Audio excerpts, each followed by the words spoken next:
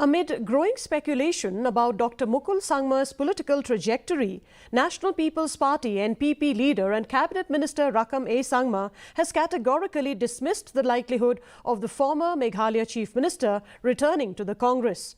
Drawing parallels with the political journeys of stalwarts like Captain Williamson Sangma and late P.A. Sangma, the NPP leader expressed confidence that Dr. Sangma would continue to force his path forward.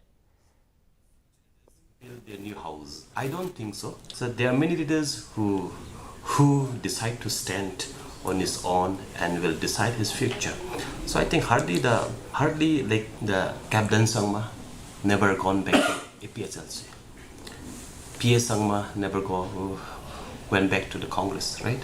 So like the P. Chithambaram, the former Chief Minister of the Jammu Kashmir, the many leaders has already exodus from Congress. So these things happen, new people will come in, join. But the leaders build their new house sometime good. Nongthamai legislator